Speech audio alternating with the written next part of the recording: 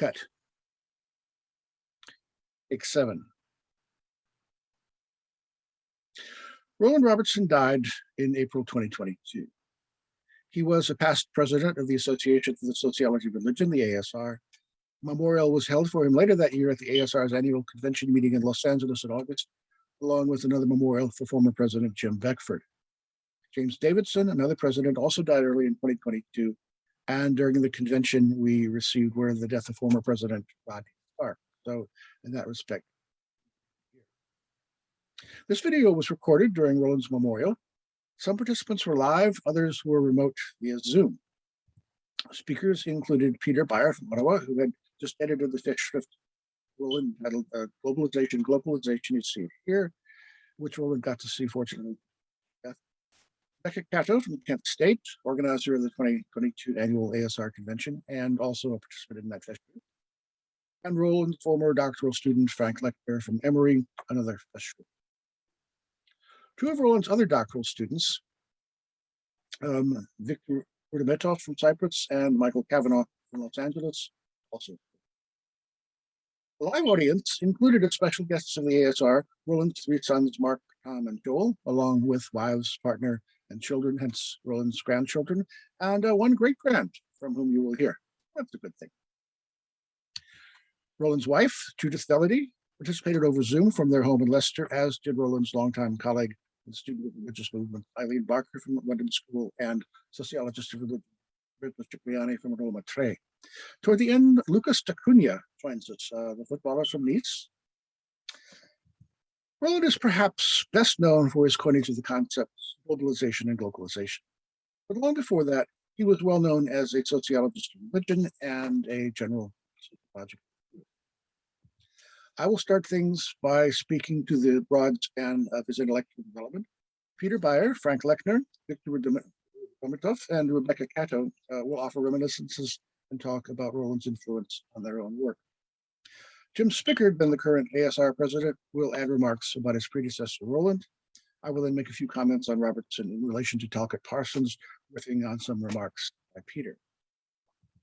I would like to thank the Robertson family for their help and support in this endeavor, and especially for the fine family photos, which you will see along the way.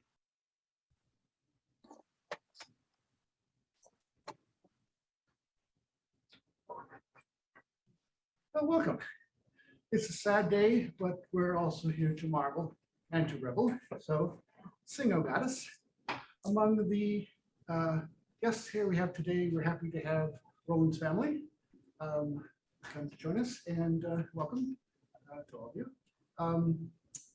And we have over Zoom participants possibly from as far away as Abu Dhabi, Helsinki, Greece, Turkey, Durham, Aberdeen, of course, Leicester, of course, London, perhaps, Cambridge, perhaps, Exeter, one hopes. Lots of people in Canada and also the United States, so welcome as well. Yeah, so Google Roland Robertson and immediately encountered the term globalization. Of course, glocalization, strict priority might be disputed, but if any single name is rightly associated with these concepts, it is. On the other hand, read his Wikipedia entry and come away with the impression that the globalization work is all that he ever did. This, of course, is not so. And today I wish to speak to the importance of his earlier work from the 1960s and 70s, setting it in the context of its times, as well as its impact on the ASR. Roland was born in the village of Blowfield, just east of Norwich, grew up in Norwich town. Soon after the war, came into political age during Suez and the campaign for nuclear disarmament. He took a BSc in econ at Southampton in 1960. And on the advice of Norman Birnbaum, who was then up at Newfield, started grad work at LSE with Tom Baltimore. He then came to fellowship to study with the tough-minded, very tough-minded, and also very prolific Bryan Wilson, who was then up at Leeds, 61 to 62. This was just before Bryan went up to Oxford, where he would best Birnbaum for the fellowship at All Souls the next year, 63. It's worth mentioning that Roland studied at Leeds, which he described in a 2006 interview as, quote, a magnet for somebody with dual commitments both to sociology and to socialism, unquote. And he did so in the days of Alistair McIntyre, John Rex, Stephen Toulmin, and E.P. Thompson. It's worth adding the little known fact that Roland's dissertation would have concerned, as he put it, quote, the transition among the British working class from religious to political action, unquote. And one has to wonder whether that sort of dissertation might not just as well have been supervised by E.P. Thompson as by Bryan, maybe perhaps better. Also, the obvious, we're stating the obvious, that he was engaged not just with sociology narrowly considered, but also with the broader academic as well as intellectual currents of his day. Before coming over to Pittsburgh in 1967, let's see, Roland taught at Leeds in Essex, and from 70 to 73 was chair at York before returning to Pittsburgh.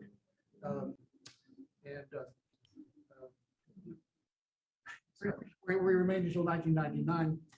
He went afterwards to Aberdeen and then settled in Leicester. He produced International Systems and the Modernization of Societies with his good friend from Leeds, John Peter Nettle. This book appeared in 1968. This was the year Nettle's plane crashed, unfortunately, in New Hampshire. The genealogy of globalization is evident here in their attempt to think about the category of society as beyond state borders and strict disciplinary lanes. In addition, between Essex and Pitt, Robertson made his first big mark in our turf with the sociological interpretation of religion, which is 1970, and the companion anthology called the Sociology of Religion in 1969. In this early treatise on religion, we developed in chapter 3 a deft and nominalist, that is to say, anti-essentialist approach to definition, functional definition. And it's worth having a look at what he did say. The category of religion is one which has arisen in socio-cultural contexts where the Judeo-Christian tradition has predominated. It thus arises in a situation in which there is a particular type of ambivalence to the relationship between this material world and another world. Functional definitions always depend on some background substantive definition. Our substantive definition comes from the Judeo-Christian and especially Protestant ambivalence between this world and other world, such that religion is whatever, by analogy, corresponds anywhere whatsoever to this historically and culturally grounded notion. But, he added, far from this reflexivity being a deficiency on account of empire, hegemony, or as is now said, Eurocentrism, it is the beginning of wisdom. This cuts an intellectual Gordian knot that bound up a lot of hand-wringing about definitions as well as the methodology of participant observation. And I have to say, there are a number of similar, incisive, and lengthy insights in this book. The sort of thing that, I don't know, might make a young student of religion prick up ears and say, I'm going to go to Pittsburgh and study with Roland Robertson. Just say it. Robertson began at a time of great and, let's see, great and creative ferment, not only in the study of religion, but in sociological theory more generally. First, at this time, a number of important works appeared in the sociology of religion, although already it was becoming too important to be left to dust bowl empiricists and denominational functionaries. Bryan Wilson has been mentioned. Peter Beyer and Thomas Luckmann in 1966 rethought sociological theory from the ground up in the social construction of religion. Yes, the social construction of reality. It's too well known that the only part of the book some people read is the title. This may have been the case in Beyer and Luckmann's social construction of reality. The phrase social construction excited a bit of attention in debates about relativism, especially during the science wars in the 1990s, perhaps at the expense of Beyer and Luckmann's larger agenda to reframe the basic task of sociological theory, as they say here in some of the opening pages. They did so by returning anew to some of the classics, in particular, juxtaposing Weber to Durkheim in this manner. The central problem of sociological theory, as they put it, answer the question, how is it possible that human activity, Handlung, this is Weber's phrase, should produce a world of things, Choses, in Durkheim's phrase? And I suggest here an analogy to what Robertson was also doing around the same time. In the social construction of reality, and drew appropriate conclusions for the study of religion in their respective works on in the following year, 1967, The Sacred Canopy and The Invisible Religion, respectively. The same year as Robertson's anthology, Birnbaum edited with Gertrude Lenzer an equally magisterial collection of the classics of the moderns called Sociology of Religion, Book of Readings. Robert Bellah followed his 1964 Religious Evolution with his thesis on civil religion in 1967. So there's quite a lot happening in a span of just a few years. Second, in general, the sociological classics were being rediscovered. People were reading for themselves Durkheim and Weber and Marx, other than through Parsons' particular synthesis in the structure of social action. Clearly, Berger and Luckman were doing this. Robertson's debt to Parsons is early, deep, and obvious. Notwithstanding, one might read Robertson as doing exactly this sort of thing too. This was the era not only of Alan Golder's The Coming Crisis of Western Sociology and Robert Friedrich's The Sociology of Sociology, both 1970, including talk about second-order meta-theory sociology as a multi-paradigm science. Also, Charles Bloch and Philip Hammond's Beyond the Classics, Essays in the Scientific Study of Religion in the US, but also Anthony Giddens' Capitalism and Modern Social Theory, an analysis of the writings of Marx, Durkheim, and Max Weber in 1971, followed by Stephen Luke's intellectual biography of Durkheim, 1972, in the UK. Inasmuch as religion was at the forefront of the classics, religion was poised to move out of sociological backwaters. In those days, ferment characterized sociology in Britain as well as in America. Sociology, particularly when conceived as left labor applied, was waxing in British intellectual life. This was not without some controversy. In 1975, Bryan's good friend, Sir Malcolm Bradbury, published a comic novel about this called History Man. And if you've not read Malcolm Bradbury, I so envy you. You have such a tree in the store. Guy is quite funny, right? Some say the title character, History Man, was based on Robertson. Some say Luke's. One might also throw in Barrett and Giddens into the mix. And yet, caricature is not necessarily the converse of truth. The sort of sociology Robertson could write in the 70s and 80s was timely. It would hardly have been possible some decades earlier. Showing up from America at the height of the Cold War, as it did very little role left in the universities, and trade unionism that was anemic at best. I could not say what Roland's mature politics were precisely, but although he was a friend of Parsons and a foe of economism, as of purely utilitarian transactional views, when it came to sociological theory, he, like his British contemporaries, had no problem mentioning the triumvirate Marx, Durkheim, and Max Weber all in the same breath. And of course, Roland would add Zimmel. Still, whoever wrote Roland's definition of religion pretty clearly is not identical with the history man. For Robertson, it was the marks of life is not determined by consciousness, but consciousness by life that counted, not the economism of the Second International, but more than Marx, Durkheim, or even Zimmel. Roland made hay of Weber. This comes out, for example, when he analyzes the permutations of inner-worldly, otherworldly, and asceticism, mysticism, which he did in an article in Sociological Analysis in 1975, and again in chapter 4 of his 1978 collection, Meaning and Change, so as to show that they're nominally about religion in some narrow sense. This pattern is rather of quite general utility for sociological theory conceived, to quote the title of his 1979 work with Burkhard Holzner, Identity and Authority. This is just one illustration, though it should count as a main one, of the ways in which Robertson moved with the cutting edge of that era in which the classics were back and religion was at the center of sociological theory, not on some periphery. I think I neglected to say general utility for sociological social psychology and social anthropology, and thus by extension for sociological theory conceived in the way that he did this. I think it's interesting. You can see, I think here, even this early, again, another one of the roots of his interest in globalization. Notice he's not talking about individual and nation, he's talking about identity and authority. And this is kind of a more general pattern that can be extended, of course, to talking about global relation as well. Roland was very much a part of these contemporary currents of evolving sociological thought, and in particular served to channel them within the precincts of the ASR in those transitional days of our journal Sociological Analysis, poised as it was between its erstwhile title, American Catholic Sociology Review, and its eventual title, Sociology of Religion. Religion was, for Roland, always an integral part of the sociological big picture. Often it's not in the form of invisible religion, rather than always an organized denominational church set of things. Though early he cut his teeth with a longitudinal study of the Salvation Army. So he did some field work and some analysis of particular organization. To that end, when he was especially active in ASR, he was book review editor from 79 to 82, president 87 to 88, associate editor 75 to 78, and again 85 to 89.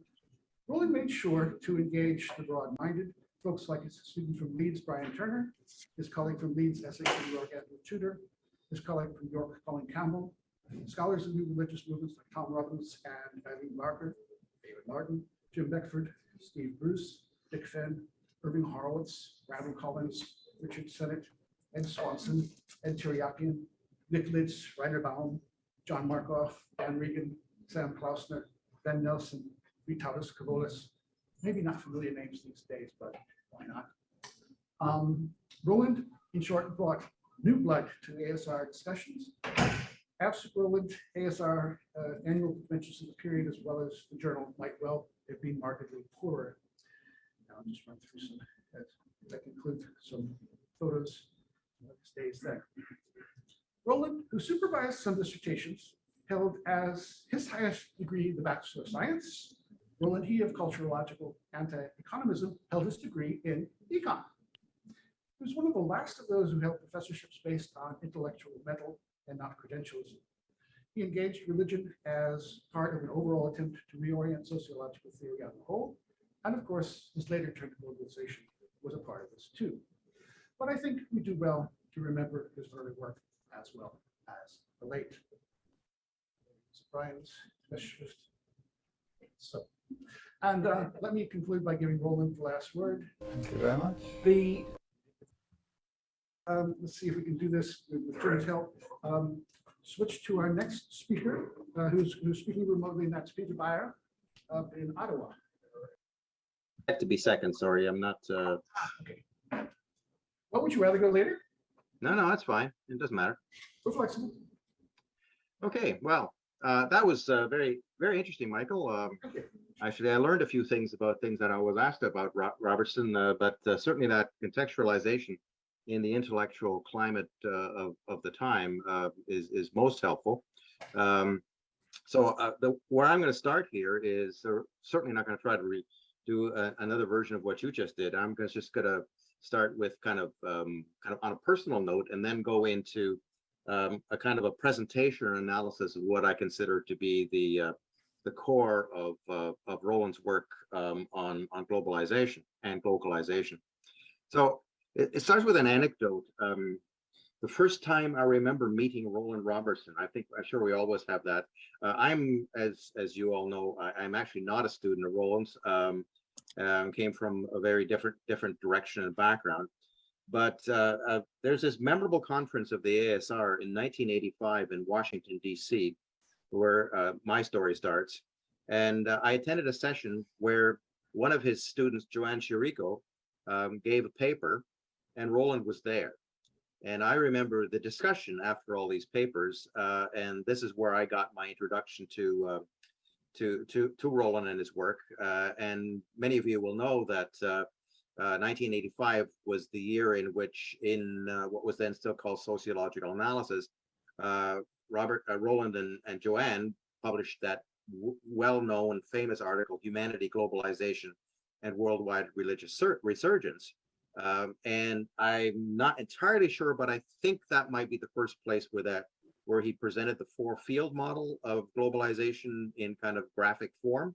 I'm ready to be corrected in that, but that's certainly the first I became aware of it. The period of the time, I mean, as the title reflects, again, is there. This idea of worldwide religious resurgence. If in the 1970s and early 1980s, we were all talking about new religious movements, guided among others by Eileen, who I know is here. I can see her. This was also in these early to mid 80s was when New Christian Right, Rain Revolution, all sorts of other stuff going on at the same time, and we were all beginning to talk about that almost of necessity. And here we have Roland with Joanne working it into the globalization frame, which for Roland had only just begun. But I want to point out that it's this religion and politics era and idea that where I got introduced to Roland, and where I would say his influence on me began. In fact, the key idea was planting the idea that in order to understand any phenomenon, in my case, in my specialization, religion, you have to use a global unit of analysis. And even if you're studying something very, very local, and that all the things that we study exist in and are aware of their existence in this global context. In religious studies, that's not such a difficult move to make, given the history of that so-called discipline, but certainly Roland's approach allowed me to kind of a sociological entry to that whole idea that I didn't have before. Most of what I'm going to say in the remaining of my time here is about the Globalization Robertson. But I want to stress how multifaceted he was. Michael already talked about this. Although he spent his career in the discipline of sociology, he was always a transdisciplinary, not just multidisciplinary, transdisciplinary scholar, although located, as I say, institutionally, primarily in sociology. Another thing is that Roland was first and foremost, almost exclusively a theorist, sort of something that I can relate to as well, since that's much of me is like that too.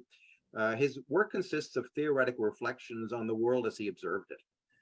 He was not that much of an empirical researcher. Almost the Salvation Army work at the beginning is one of the few exceptions, actually. He was also physically and in his own consciousness transnational. He held visiting positions in all sorts of universities all around the world throughout his career as an example of that. But he was transnational in a typical Robertsonian way.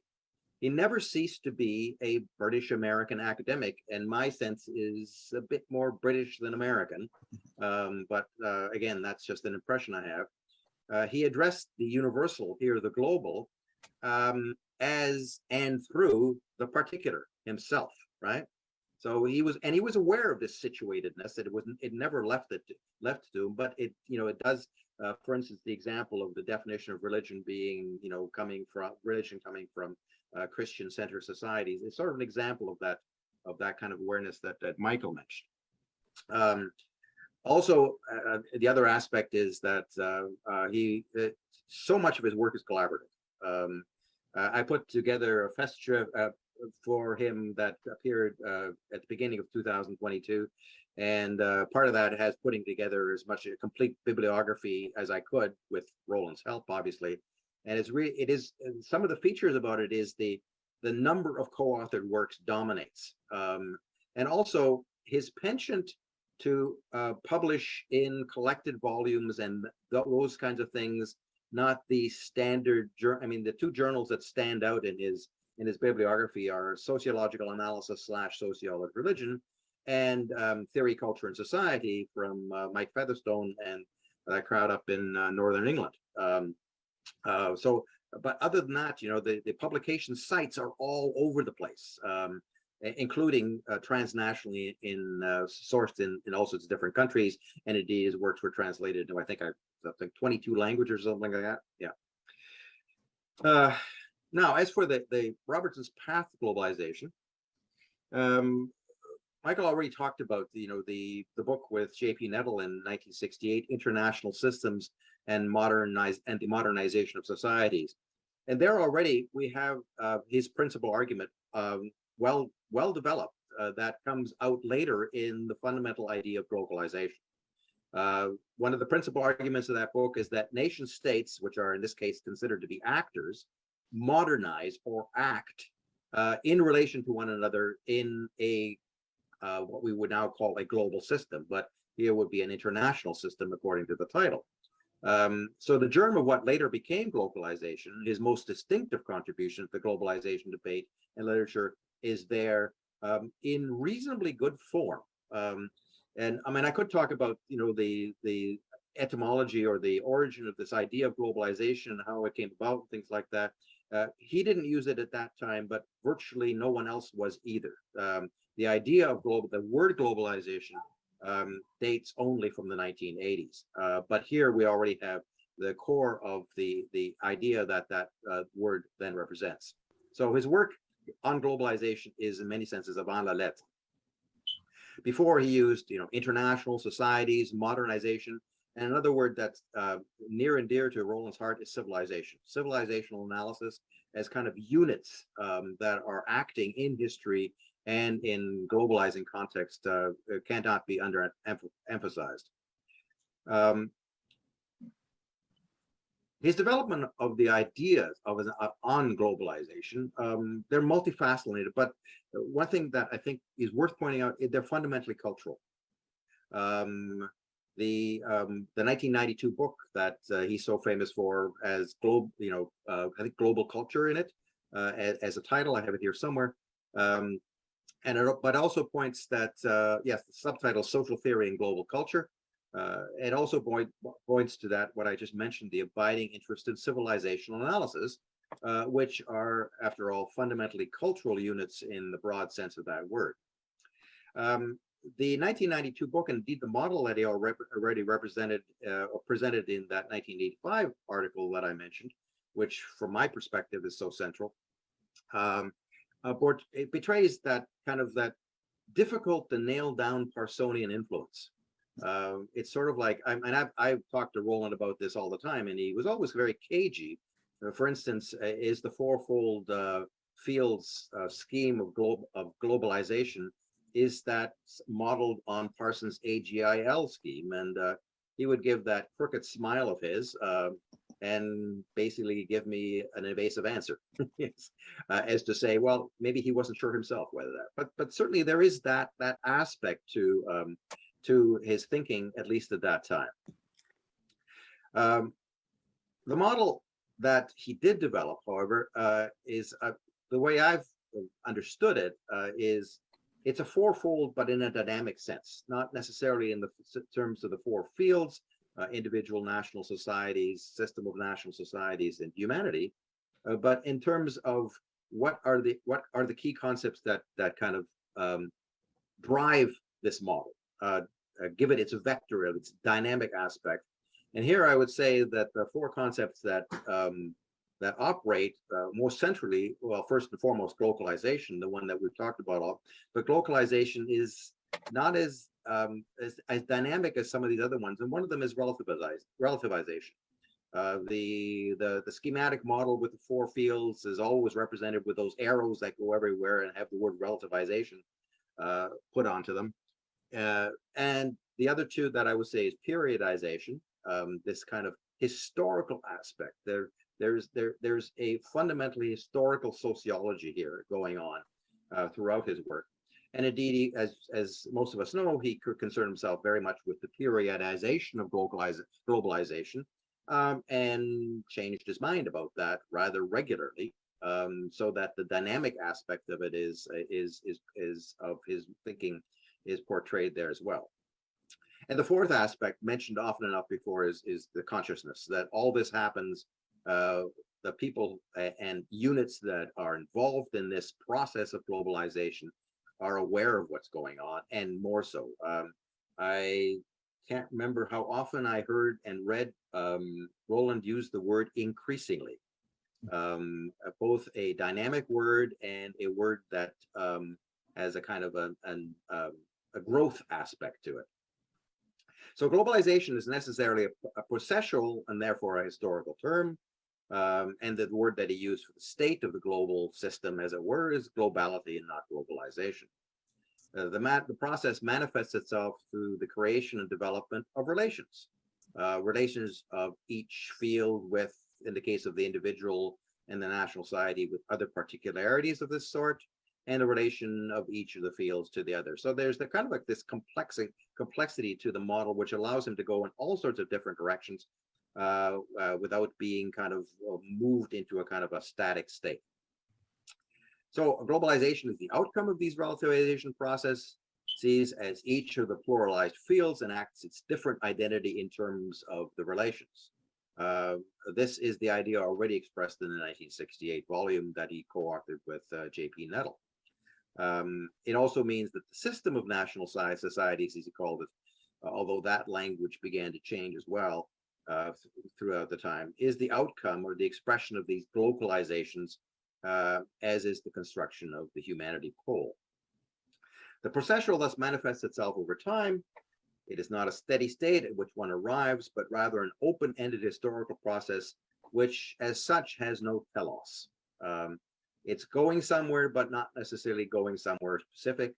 For instance, like some of the concept of modernization had that telic kind of going towards a particular endpoint aspect to them. Roland never ceased or never hesitated to say globalization and modernization are not at all the same thing.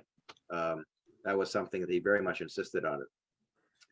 The periodization is important to trace where the process has been and therefore where it's possibly going. Hence, for instance, characteristically, the current phase always was, well, the first word that he put to it, it was uncertain.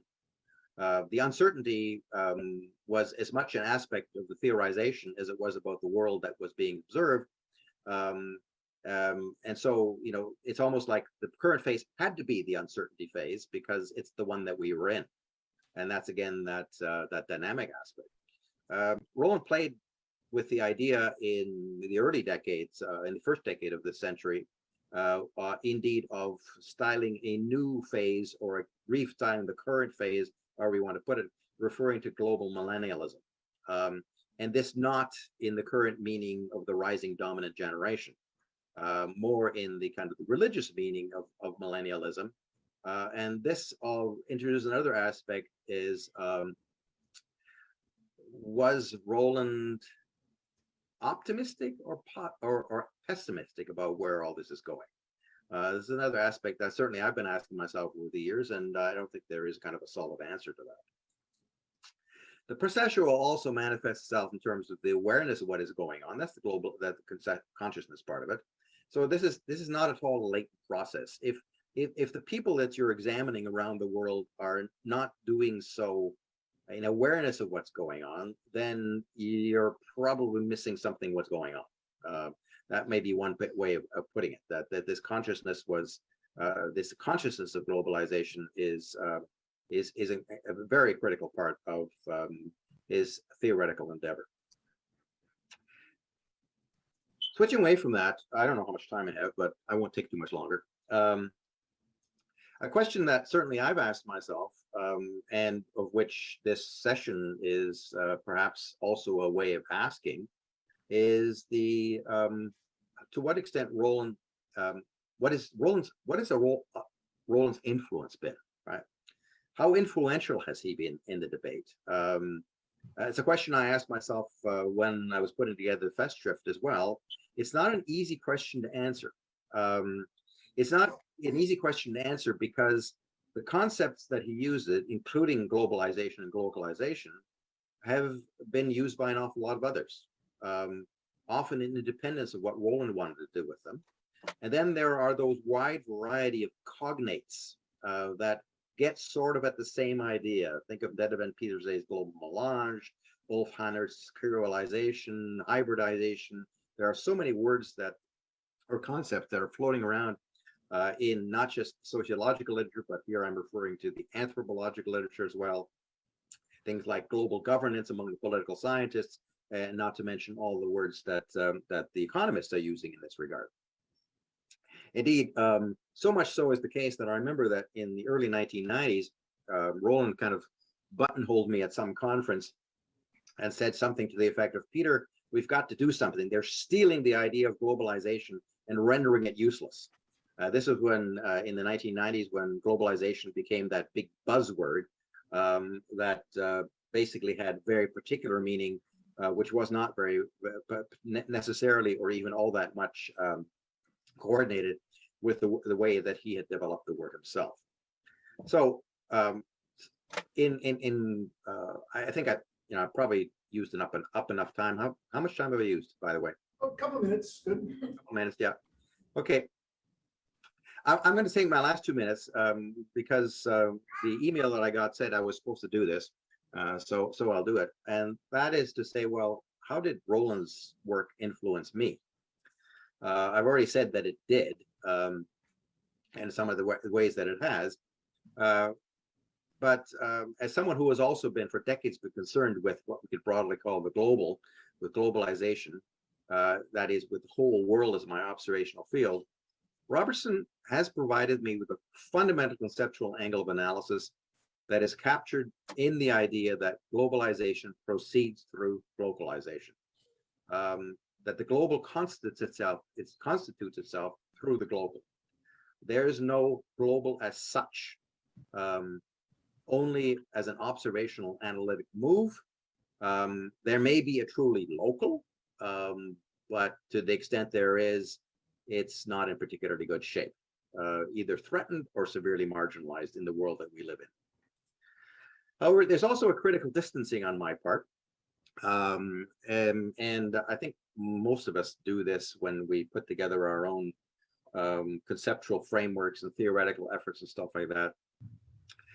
In my own personal history, I've cannibalized, and I think that's the word that is best used, other people's theoretical ideas, including those of Roland, and tried to digest them into my own analytic and theoretical work, adding what I hope are a few original ideas of my own, but I'm not sure about that. So in some senses, I've turned Roland on his head, and the way I've done it is using the theoretical ideas of somebody else, in this case Niklas Luhmann, through the central notions of social system and communication. So what I would say is that the question or the credit that I would give Roland, and that what I think gets back to this question of influence, is that we can create as sociologists or as thinkers or scientists, whatever you want to call what it is we do, we can create our models, our ideas, and our analyses, but we cannot really control what other people are going to do with them. I mean, I'll end on that because Roland, as any of you who know him, was very, very concerned that other people recognize his originality and what he was responsible for introducing to the field. So that if, I won't mention the name that was often mentioned by Roland in a not very positive way, but there is that aspect to him, that Roland was a man who was concerned about recognition, and I think that one of the purposes of the session that we're putting together is to, if posthumously, and unfortunately we never got to have a session where we presented him with the Festschrift, if posthumously, I think that this session is also here to give Roland due credit and recognition. With that, I'll end. Thank you.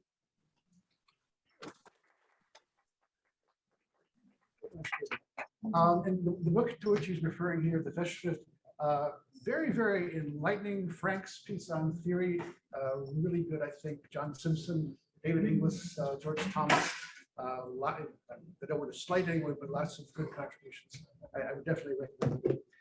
So thanks once again, Peter. And we'll go now to Frank Lechner from Atlanta. Let's see if I can do this. You don't have to change it. Oh, you can change it. All Frank has to do is start talking and he'll show up. Okay, very good. All right. So I'm not supposed to ask the classic question, can you hear me? Yes. All right, very good. Well, thanks for having me as part of this session. It means a lot to me, since I'm very grateful to Roland for inspiring me, guiding me, starting in August of 1979, when I entered the graduate program straight off the plane from the Netherlands at the University of Pittsburgh, where he was director of graduate studies. I had been exposed to Roland's work as an incoming graduate student. I thought I should read something by the professors at the University of Pittsburgh. So I read Meaning and Change, being somewhat puzzled about what he was saying, not just because it was written in English. And then I took his seminar on classical sociological theory, which at least initially also left me puzzled because Roland had a way of talking about everything and everybody in every single class session. But by the end of that semester, I had gotten a sense of how he thought and how he engaged the classical tradition. And the very model that he demonstrated in that seminar has stayed with me since that time. Of course, he influenced my work in graduate school and beyond greatly. My thinking about Talcott Parsons was certainly influenced by Roland. My work on world culture, my book on world culture has Roland as a prime protagonist. My work on Dutch and American national identity, his ideas play an important role. And even if you don't always mention Roland as the source, thinking about, say, the cosmopolitan nationalism that I ascribe to the Dutch is certainly influenced by Roland's way of thinking about globalization. So I think the Robertsonian thrust of my work started in 1979 and really has continued to the present day.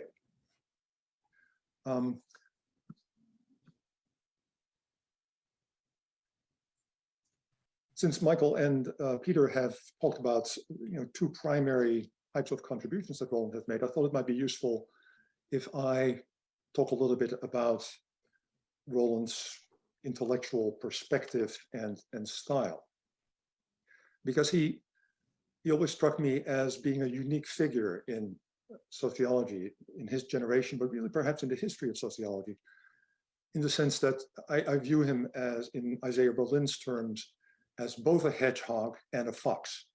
Many sociologists, many of the great sociologists, and I think Roland was one of them, many of the great sociologists were either hedgehogs who knew one big thing or foxes who knew many things. And I think Roland combined both. So let me say a little bit about why I think of him that way. So Roland as a hedgehog, I think that makes sense because I view his whole work, his whole career as a meditation on a single set of themes, and perhaps best described by the subtitle of perhaps his last, Peter, correct me if I'm wrong, perhaps his last edited volume on global culture, consciousness and connectivity. And I think that is, in a sense, what all of his work was about. Now, you could say, well, that's, in a sense, what the whole sociological tradition is about. If you think about the interdependence of human beings, interdependence of societies, and the ways in which people in the West, at least, and then increasingly around the globe, have tried to come to terms with these new forms of connectivity. But I think for Roland, that really was the central issue all the way through. And I'll say a little bit more about the way he thought about consciousness later, but certainly I think he took a very consistent approach to that issue as well. As he said explicitly on several occasions, the symbolic factors in life matter most to human beings, to him, and therefore they should matter most to sociologists. He was, to my mind, the most cultural of cultural sociologists. That is the most sensitive to the deep sources of meaning in human life and the way that framed human experience at a very small level in the major intellectual traditions, and then of course for the world as a whole as well. In thinking about that consciousness, the way we make sense of various kinds of connectivity, I think Roland took a very inclusive and ecumenical approach. That is, when you read his work, he is always trying to bring in different perspectives and, in a sense, unite them in a manner of speaking. Perhaps not in the form of a set of clear-cut propositions, but nonetheless in the form of a single way of thinking. And I think that's how he viewed the sociological tradition, that for all the differences between Simmel, Weber, Durkheim, and so on, and he was very attuned to that, of course. Nonetheless, I think when you read him, you get this sense that he was trying to put it all together in one way of thinking. And I think that's one reason why he was attracted to Talcott Parsons. Not necessarily that Parsons had figured out how to synthesize all of sociology, but that it made sense to think of all these contributions as converging towards something similar. One of you, Peter or Michael, referred to the demolition of binaries. right? So that in the history of sociology, you see these oppositions to some extent inherited from philosophy, subject, object, individual, society. And I think in a way, Roland was trying to break all of that down by means of this thoroughly relational, relativizing approach that he took to everything. And I think that is at a sort of a meta-theoretical level, a real breakthrough. I mean, you could ascribe it to Simmel. I think Roland himself would say, well, even though I think Peter is right that he did want to get credit for his original ideas, I think he would not necessarily have said that was an original idea, because this relational relativizing approach, for example, you can find very clearly in Georg Simmel, one of his intellectual heroes, of course. So this idea of moving towards convergence again has this sort of hedgehoggish quality to it. Of course, Roland is known for a particular set of concepts, and perhaps that will solidify his reputation in the years after. I think it's easier for hedgehogs to build up a great reputation, because it's then easy for subsequent generations to associate particular people with a particular set of concepts. So at least as a matter of convenience, it is better to be a hedgehog if you want to be famous after you're gone. And I think Roland, in that sense, will be famous for being associated with those concepts, even though, as Peter indicated, there's been a little bit of poaching that he did not always like himself. The final aspect of his hedgehog-like quality, I think, is that Roland always kept his eye on the longue durée. That is the very long-term trends that transform the experience of people, first in Western society and then around the world. That I think when he started writing his influential papers on globalization, he was influenced, I think, first and foremost by Louis Dumont, about this sort of switch to individualism and equality as sort of the main premises of modern culture. It also goes back to the civilizational interest that Peter referred to. He was influenced by Ben Nelson. He invited Louis Dumont to Pittsburgh at one point. So it was very clearly that in his thinking about globalization, he was also situating himself in that tradition of really long-term thinking about very, very basic changes, which I think is one of the great things about sociology. And I think Roland in his generation was the most attuned to that sort of thing. So I really view him, I think he would like to hear me say this, I view him as part of the sequence of Max Weber, Louis Dumont, Marcel Gauchet, Charles Taylor, Roland Robertson. I think he wouldn't mind having that company. So if you put that all together, I think Roland has this kind of hedgehog quality, and it's not surprising, and this is by no means a criticism, Peter, it's not surprising that the Festschrift was organized around one key idea, right, or even one key concept, and that people, in a sense, were the contributors to that Festschrift were riffing on one particular theme. And so I think that's one side of Roland. But I also think there's the other side. That is that Roland was also someone who knew many things. That is, he knew many things because he kept up with just about everything that was going on in the world, from pop culture to sports, you name it. Japan, Turkey, everything was grist for his sociological mill. And so he was a fox in person as well, as many of us know from conversation, right? You could talk to Roland about anything. He could move in different directions. He could make connections that other people could not make. And so there was a kind of fox-like quality to his conversation, I would say. There's a fox-like quality in his style as well. That is, if you think about it, it's not just a matter of Roland not doing sort of super empirical projects, but almost all of his work takes the form of essays. That is, particular essays on particular topics, Roland thinking it through and then moving on to the next essay without necessarily revising or going back to the prior essay, but always moving on from essay to essay, step by step. And that is also, I think, more stylistically, at least, the approach of a Fox-like thinker, more Simmel than Durkheim, than somebody who has one big idea. So this piecemeal quality of his work, I think, is very striking when you actually read what he said from year to year. I think Michael was quite correct to refer to his early work, say, Introduction to the Sociology of Religion, which is perhaps distinctive in the sense that it is a more book-like work, but even even the sort of the classic book on globalization, social theory, and global culture really is a bunch of papers, right? A bunch of essays. And I think that's characteristic of his work. Now, some of these essays themselves had a kind of synthetic quality.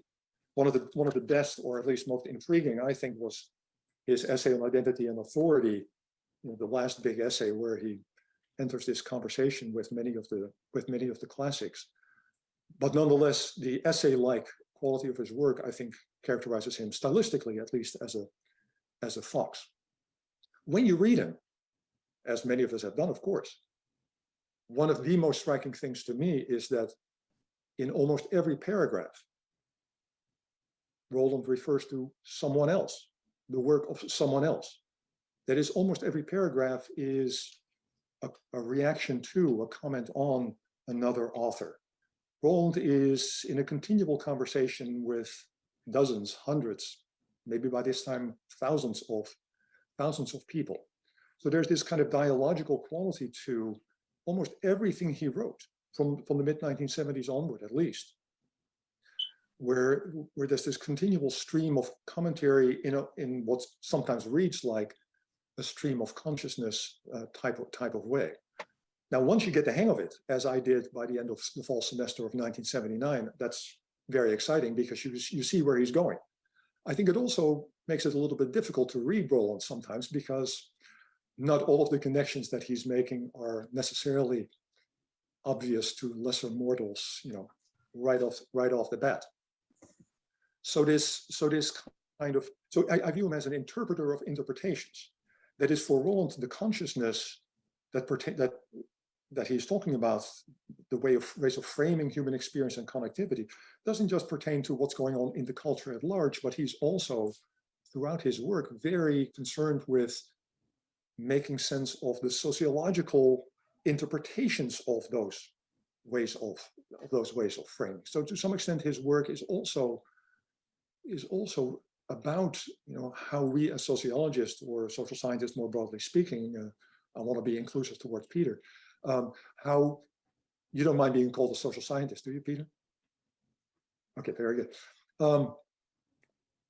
How our ways of framing make sense or not. Okay, so that he's an interpreter of interpretations, and so there's this whole layer of commentary that I think is unique in his generation and perhaps unique in the history of sociology. That very few people. I mean, of course, Talcott Parsons wrote about many of the classics in the structural social action, but it was not sort of this sustained conversational engagement with lots of other voices who each get their due, even when Roland is occasionally quite critical of other people. And he was critical of Parsons at times as well for say, looking at this issue of connectivity from a too utilitarian standpoint, whereas Roland saw different kinds of approaches.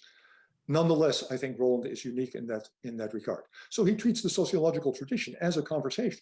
And that was my reason for bringing up his graduate seminar, because that conversational approach, at least conversation as rendered in his mind, and to some extent expressed on the page, that conversation mattered a great deal to Roland. And he was, I think, the prime contributor to it in his generation, where always there are multiple perspectives in play.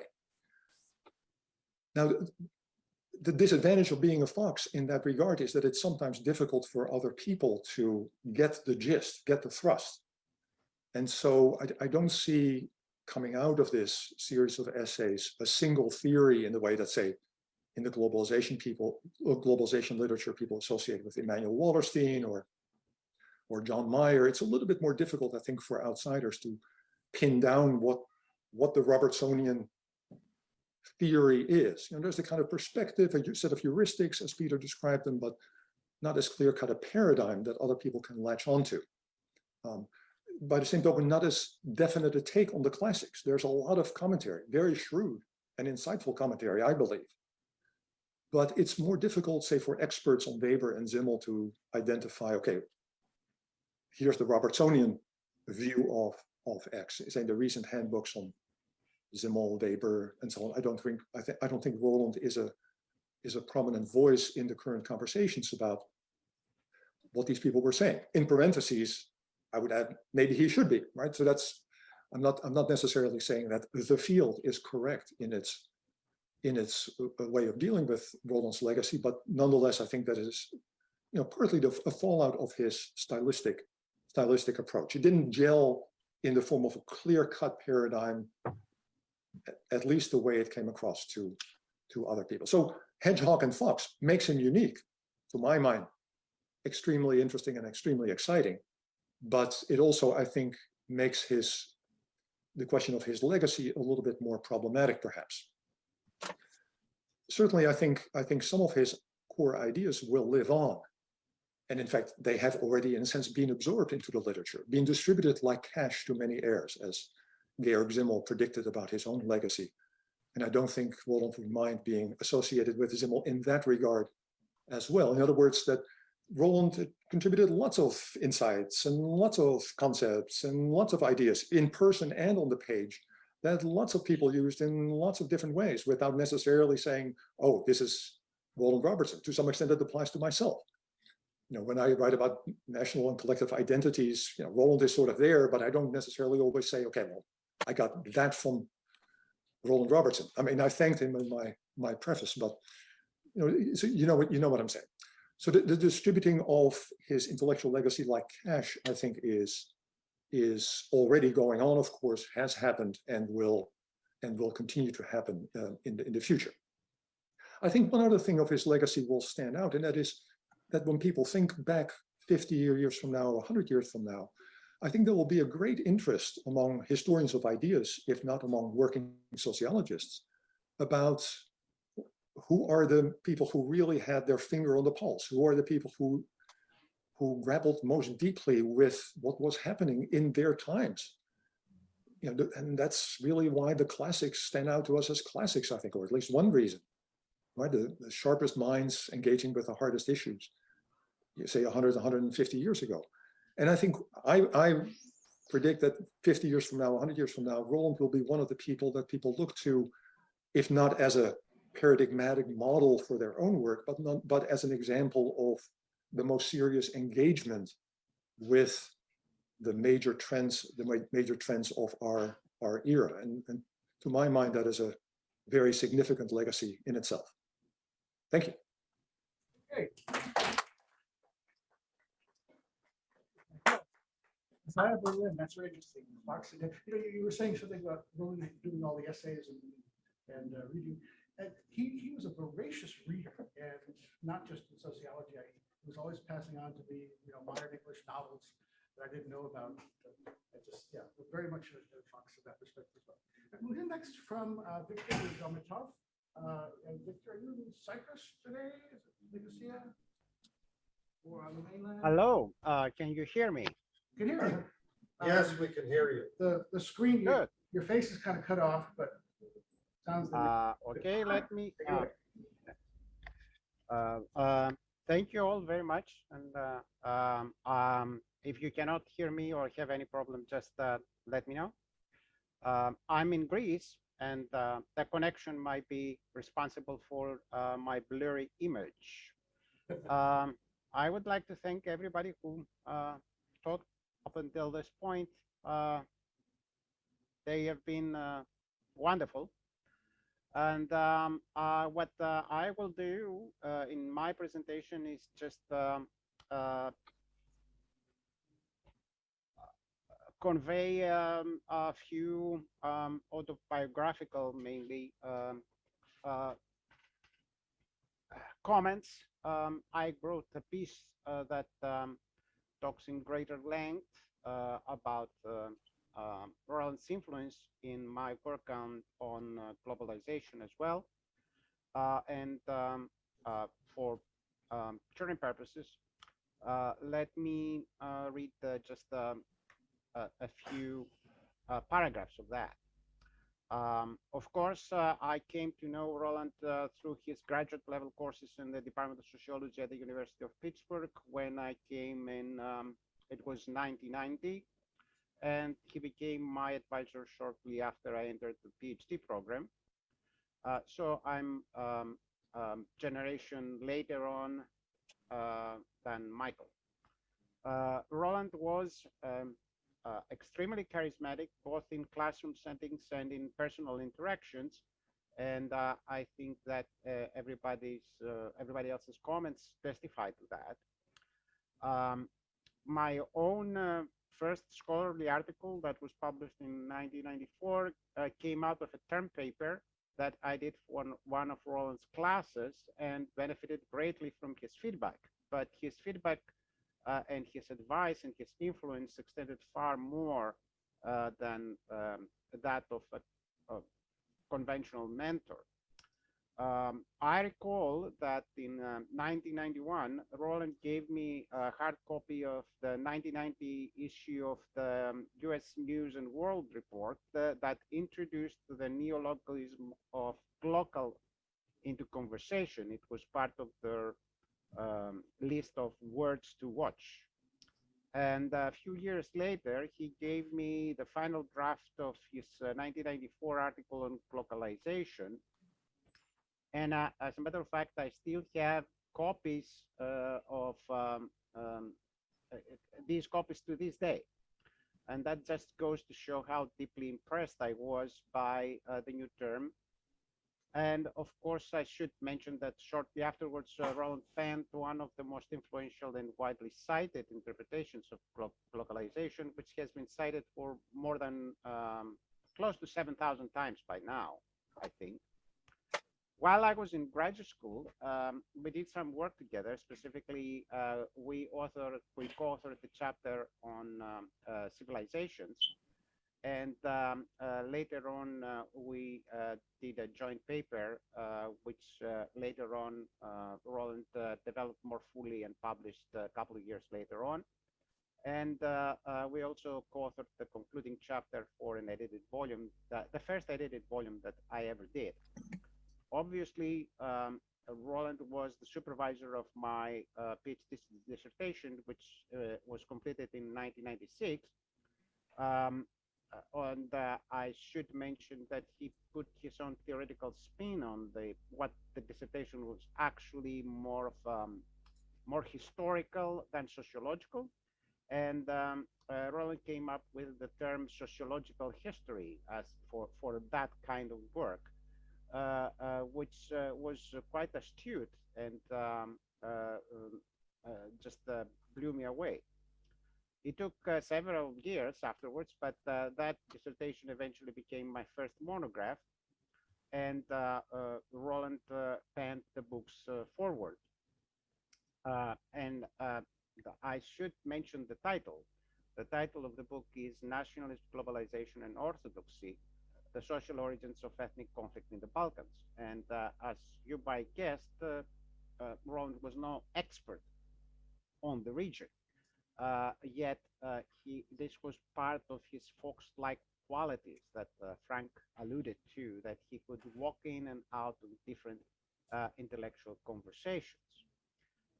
Obviously, his influence extends much farther, and I should mention here that his influence, and in particular his work on glocalization, plays a major role in my book on globalization and Orthodox Christianity, which came out in 2014. That book, that book takes the perspective of the longue durée, but unlike my first monograph, in that book I have combined some of Roland's own ideas about globalization and glocalization with historical scholarship about Orthodox Christianity. I should say a few things about this because it's, contemporary. The broader objective of that book was to construct a sociological interpretation of the transformations of the relationship between faith and political culture in Eastern Europe. That came out of the fact that even after the collapse of communism in Eastern Europe, the study of Orthodox Christianity has remained relatively underdeveloped. and it took the collective efforts of a group of people after 2000, after the year 2000, it took all that time and effort, some 15 years or so, to draw sufficient scholarly attention to this particular subfield. And to this day, the subfield of Orthodox Christian studies is still plagued by persistent neo-Orientalist prejudices that cloud individual and collective judgment about the cultures and societies of Eastern Europe. This has become quite pronounced recently in the West, because the Ukrainian crisis has provided the pretext for the rise of Russophobia in the West, something that is, of course, quite evident from the part of the world that I am right now. Having said that, I should move on to the next book, since the most extensive influence of Roland's ideas is in my third monograph, which is on the topic of glocalization. The purpose of the monograph was to inform scholarly audience about the new concept that Roland himself had introduced me in the early 90s. So in order to do that, I had to cover scholarship originating in other disciplines and interpretations that were developed quite separately from Roland's own work. I did some survey in bibliographical mainly, and that survey has shown that the frequently made assertion that the term glocalization emerged in business studies and in marketing, that was actually not backed by any evidence. And its origins were much more diverse than the conventional interpretation that credits people in marketing and business for the term. These findings render Roland's early theorization of glocalization even more consequential. Suffice to say, I would have never pursued this line of research had it not been for Roland's influence. And more recently, during the height of the COVID pandemic, I was also fortunate to be able to extend this engagement with glocalization with the editing of the recently published Handbook of Culture and Globalization, which is just the latest project that I would have never pursued without Roland's inspiration over the long run. To sum up, there is plenty of evidence about the importance of Roland's work and his intellectual influence that can be found in 3 of my monographs. I should also add that, in all fairness, he had a comparable influence on many other scholars, including but not limited to his numerous co-authors of various articles and chapters and co-editors of edited volumes. I will not talk about that influence since this is my own take, but I know that it is extensive. Over the years, also, it is fair to say that people often came to Roland looking for inspiration for their own work. And that was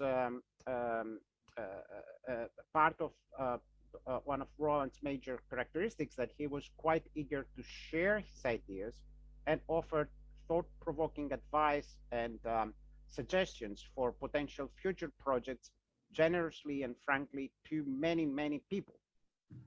And the result is something like that diffuse influence that Frank talked about.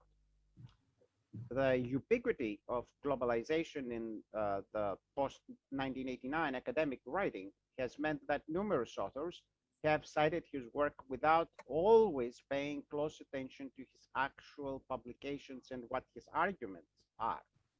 And that is also quite true. And of course, that can be inevitable because when we talk about works like his 1992 book on globalization, it is a book that has been cited, at least according to Google, over 14,000 times. So I'm pretty sure that not everybody read every single sentence of the book carefully. Roland was the intellectual inspiration for numerous academic projects. I'm not even going to attempt to enumerate them. What I would like to say personally, for me as a young graduate student, when I met Roland, no one could have been a better guide to the problematics of cross-cultural relationships. His sharing of ideas and scholarship opened up entirely new avenues of inquiry and imagination, both for me and for many others. And as the other speakers have stated, it is very much true that the task of tracing his broad and enduring influence upon past, current, and future scholarship is upon us. It is a vital responsibility for scholars of globalization and glocalization to accept. I happen to believe that we are nowhere near the stage that we will be able to have the ability to have a critical engagement with Roland's legacy. That will take some time. We're all human. So this sort of thing requires distancing. And that is something that will be done in the future. As a final point, I would like to mention here that one of the ways that makes Roland's legacy elusive, as Frank suggested, is the fact that his influence in his legacy is felt not just in sociology, but also in other disciplines. And what the discipline that I have in mind here is the discipline of international relations. I'm saying this because I have heard people who work in international relations talking about their own field, and on several occasions, it is quite clear that they are almost repeating, without necessarily realizing, many of Roland's own ideas. That is very much true, and it kind of poses a challenge to sociology at large, because sociology does suffer from its attention to its predisposition to focus on national contexts, and also to focus on mostly Western contexts. In my own work, I've tried to rectify that, since Eastern Europe is generally not considered part of the West, or at least it was not part of the West in terms of, in historical terms. Today, it's a different story, of course. That is what I try to do in my own contributions. But the more broader point is that to get a better sense of this, of Roland's own influence, it might be necessary to have more disciplines in mind. That, in other words, his influence is felt in anthropology and international relations, and I also think also in communications to an extent. But it is just like Frank said, that is not necessarily self-evident to people working in these fields. And it is an opportunity for sociologists to claim or reclaim the origins of some quite influential ideas that have an audience that is far from constrained within the confines of sociology as a discipline. That much from me. Okay. So thank you all very much. Thank you. Well, we have been pressing the world and creating a conscience collective. Francois, there's your turn.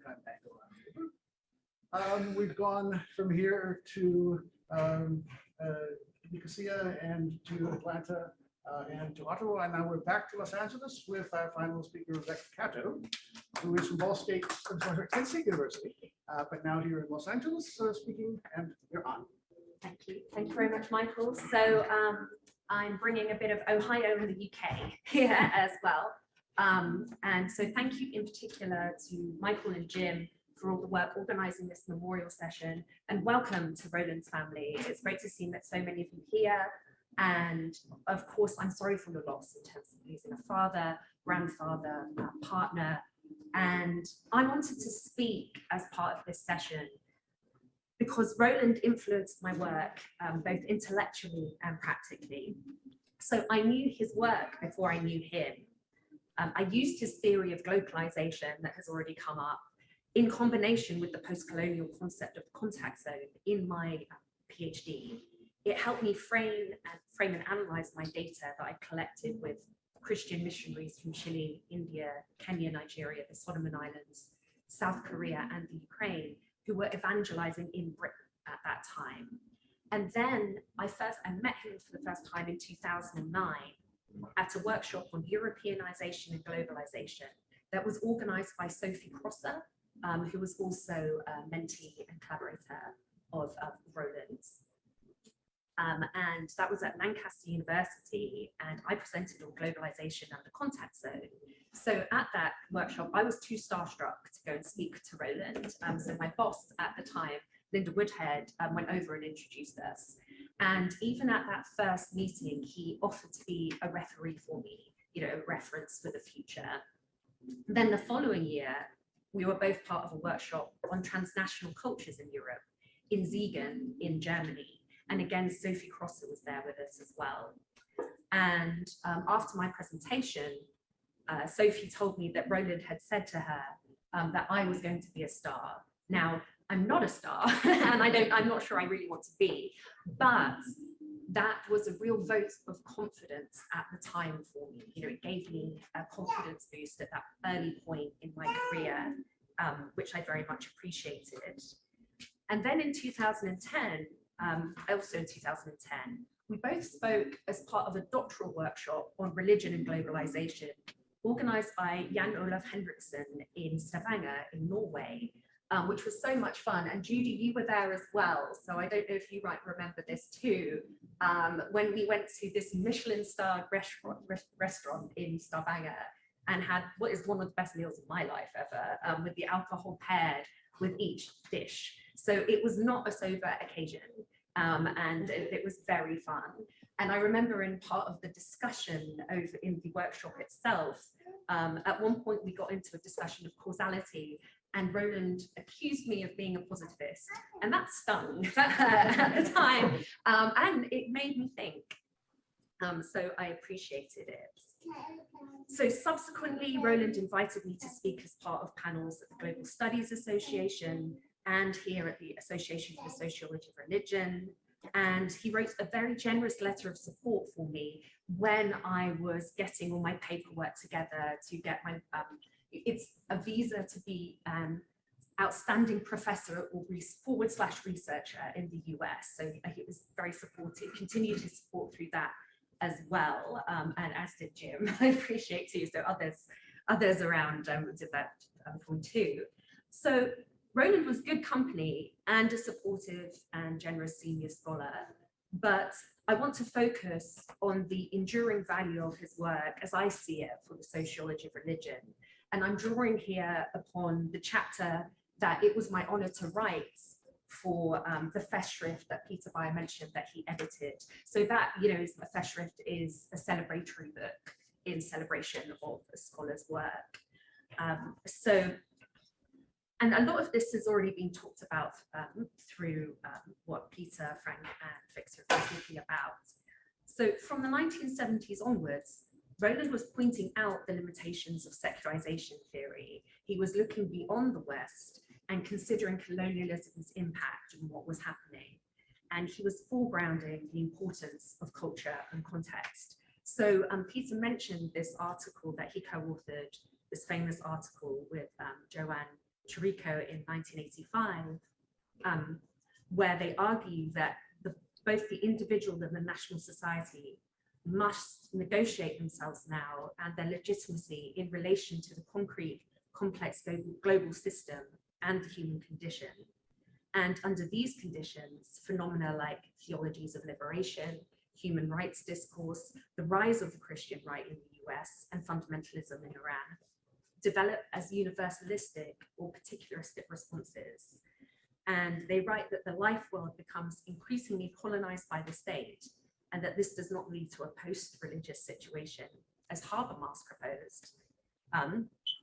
They write that there's a simultaneous process of secularization and desecularization, that emergent modes of global discourse are by old criteria neither simply religious or simply secular.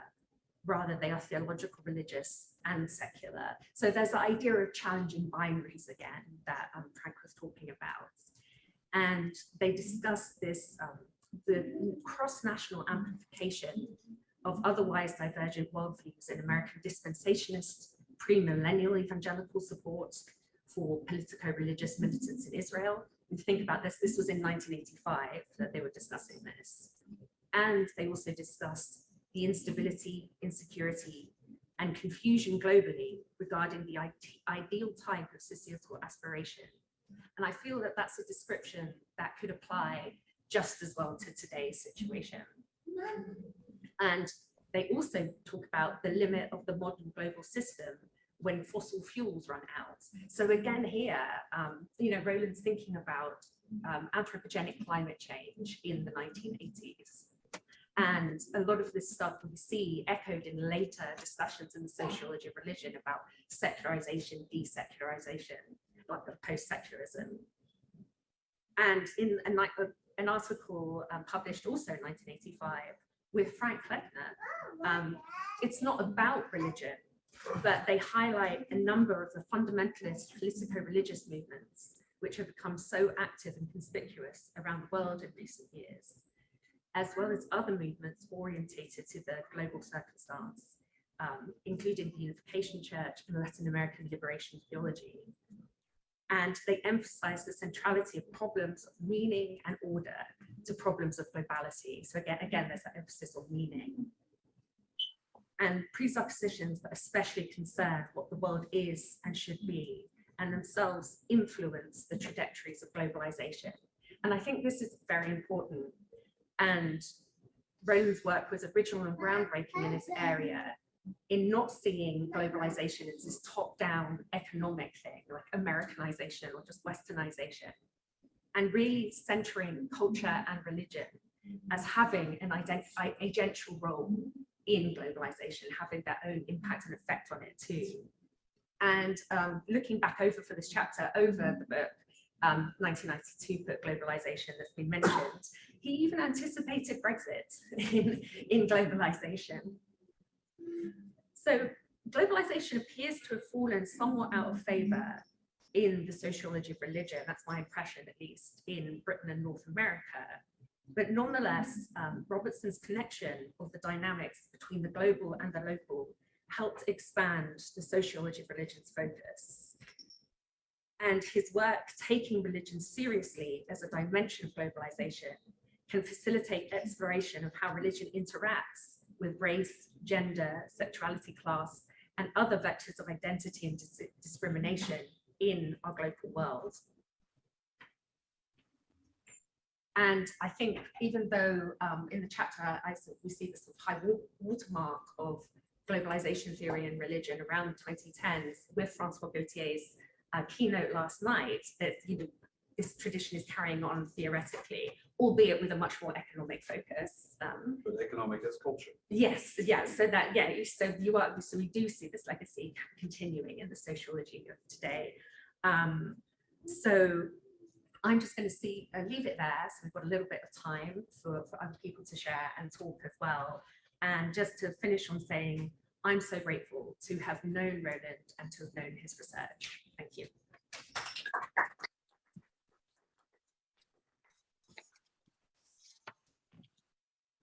Thank you, Rebecca. We have a little time, I'm surprised, but we do. So any questions, comments, perhaps from our remote folks? for the live audience? Anyone? I actually do. Okay, good. I'm Jim Spicker, president of the ASR this year, at least for the next 2 hours. I didn't know Roland well. I attended various conferences with him. We knew each other casually.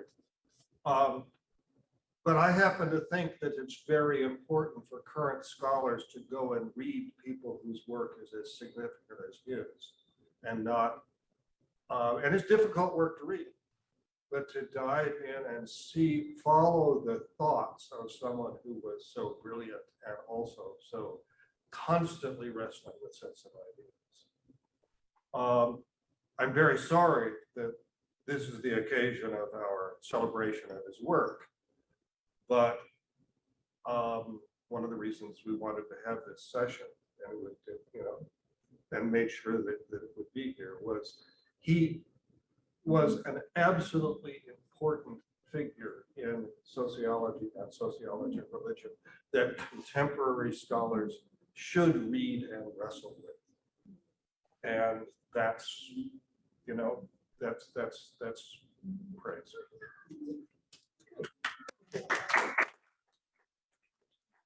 Riff on one thing that Peter was saying about Parsons. It is a little bit of a puzzle, but clearly Roland was indebted to Parsons, but not in the sort of standard AGIL format. One of the things I noticed when I was preparing for this, he published a defense of Parsons in 1965 in, of all places, New Society. Now, what does one say about Talcott Parsons to the New Society audience in 1965? Well, he said two things.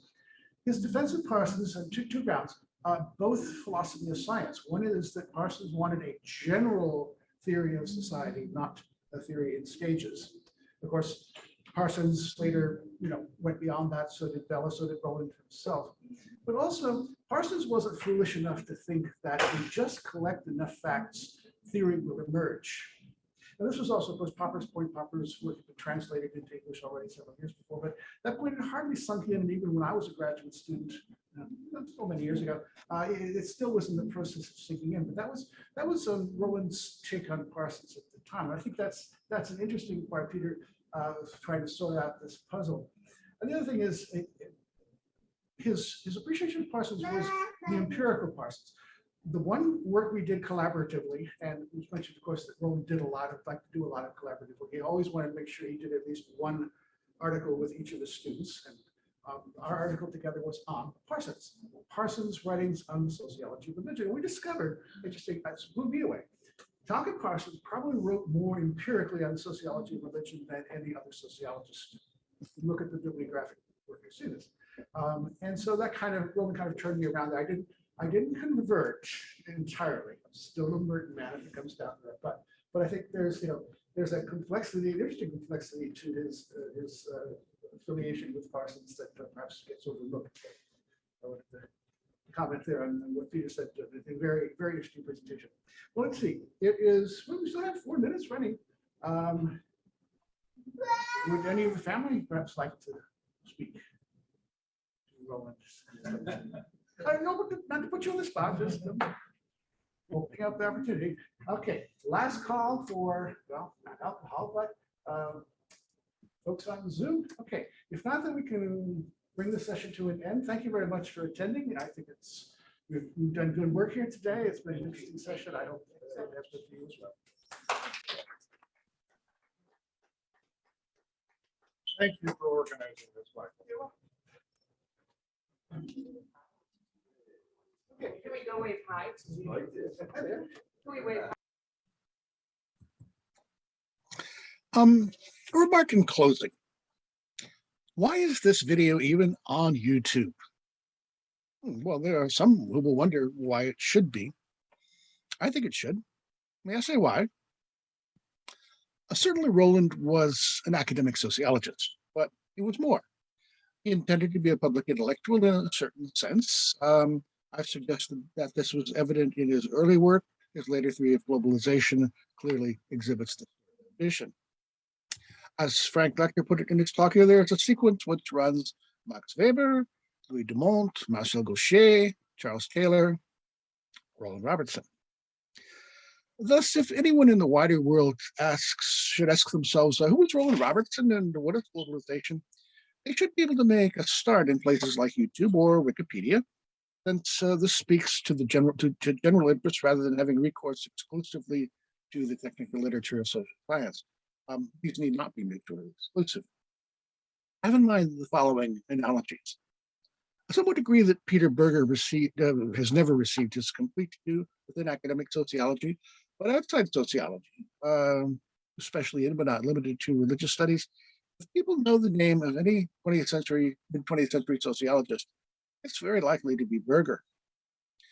Same could be said in philosophy of Karl Popper, a prophet without full honor in his own country, but if anyone outside philosophy, economics, politics, science, can name a major modern philosopher, that name is likely to be Popper.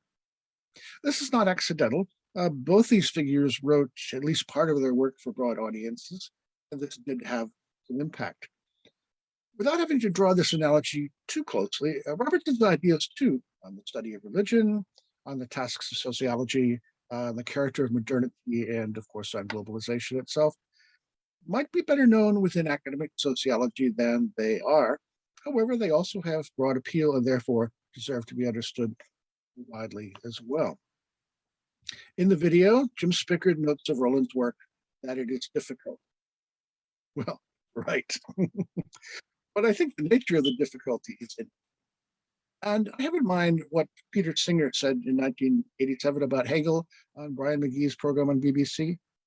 McGee said to Singer, philosophy students read passages of Hegel out loud and they laugh.